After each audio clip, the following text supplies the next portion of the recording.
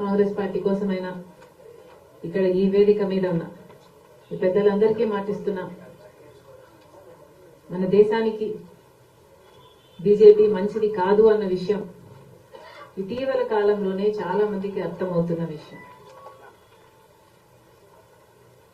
ఎందుకంటే బీజేపీ నియంతృత్వ పాలనలో, నీతి లేని పాలనలో విలువలు దారుణంగా దిగజారిపోతున్నాయి. ఇది సరికాదు. ఇది రానున్న తరాలకు సరికాదు. ఈ ఎగ్జాంపుల్ సరికాదు. ఈరోజు మన దేశం ముందున్న అతిపెద్ద ఛాలెంజ్, సవాలు ఒక బీజేపీ పార్టీయో, ఒక బీజేపీ పేరో, ఒక ఆర్ఎస్ఎస్ కాదు. కానీ ఈ బీజేపీ పార్టీ సృష్టించిన ఉన్మాదం మన దేశానికి అతిపెద్ద ఛాలెంజ్. మతం పేరుతో విద్వేషాలని రెచ్చగొట్టి మనసులు మధ్య చిచ్చుపెట్టి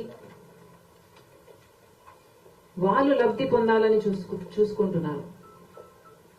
ఈరోజు ఇదే బీజేపీ పార్టీ స్వార్థ రాజకీయాల కోసం దేశంలోని అన్ని ఇన్స్టిట్యూషన్స్ ని వాళ్ళ సొంత అవుట్ఫిట్స్ లా మార్చేసి ఇన్స్టిట్యూషన్స్ ని కూడా భ్రష్టు పట్టిస్తున్నారు.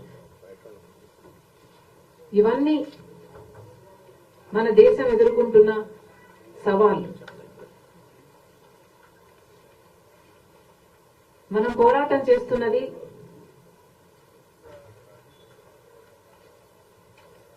సమయంతో. ఎందుకంటే ఇప్పటికే 10 సంవత్సరాలు అయిపోయింది ఈ బీజేపీ పార్టీ అధికారంలో ఉంది. ఇక ఇప్పుడు కూడా మనం ఏం చేయకపోతే సమయం దాటిపోతుంది, కీడు జరిగిపోతుంది. మనం పోరాటం చేస్తున్నది సమయంతో, మనం పోరాటం చేస్తున్నది రేపటి కోసం. రాజ్యాంగమేమో అందరూ సమానమే అని చెప్తుంది. ప్రతి మతము కూడా మనుషులందరూ ఒకటే అంటుంది. కానీ ఆర్ఎస్ఎస్ రాజ్యాంగం, బీజేపీ రాజ్యాంగం మాత్రం దీనికి విరుద్ధంగా ఉంది. మతం పేరుతో చిచ్చు పెట్టడం, ఆ మంటలో చలి కాచుకోవడం బీజేపీ పార్టీకి తెలిసిన రాజకీయం. ఇదే మనం చూసిన రాజకీయం. ఒక మతాన్ని అవమానించడం, ఇంకో మతాన్ని రెచ్చగొట్టడం. ఇదే చూసాం. ఒక గోద్రా అయితేనేమి, ఒక మణిపూర్ అయితేనేమి, ఇవన్నీ క్లాసిక్ ఎగ్జాంపుల్స్. ఇవన్నీ బీజేపీ పార్టీ కావాలని చేస్తున్నది. మరి ఇప్పుడు కూడా సమాజం మేలుకోకపోతే ఇంకా మనం ఎలా కాపాడుకుంటాం? బీజేపీ పార్టీకి వ్యతిరేకంగా ఎవరు మాట్లాడినా వాళ్ళ మీద కేసులు పెడతారు, ఈడీని ప్రయోగిస్తారు, సిబిఐని ప్రయోగిస్తారు, ఐటీని ప్రయోగిస్తారు. అంటే వాళ్ళ సొంత భటులుగా వాళ్ళని వాడుకుంటున్నారు. ఈరోజు బీజేపీ పార్టీ ఎలా తయారైందంటే, బీజేపీ పార్టీలో ఉన్న వాళ్ళంతా క్రిమినల్స్ అయి ఉండి ఆ కేసుల నుంచి తప్పించుకోవడానికి, వాళ్ళని వాళ్ళు కాపాడుకోవడానికి బీజేపీలో చేరిన వాళ్ళు ఎక్కువ. ఇలా తయారైంది బీజేపీ పార్టీ. ఈ ఇన్స్టిట్యూషన్స్ అన్ని కూడా, ఆఖరికి ఎస్బీఐని కూడా చూసాం. ఒక సిబిఐ, ఈడీ, ఐటీలే కాదు, ఎస్బీఐ కూడా బీజేపీకి కొమ్ము కాస్తూ ఎలక్ట్రల్ బాండ్స్ లో విషయంలో వాస్తవాలను బయట పెట్టండి అంటే ఎన్ని చుట్లు తిరిగిందో, ఎస్బీఐ కూడా బీజేపీని ఎలా కాపాడాలనుకుందో ఇటీవల కాలంలోనే ప్రత్యక్షంగా చూసాం.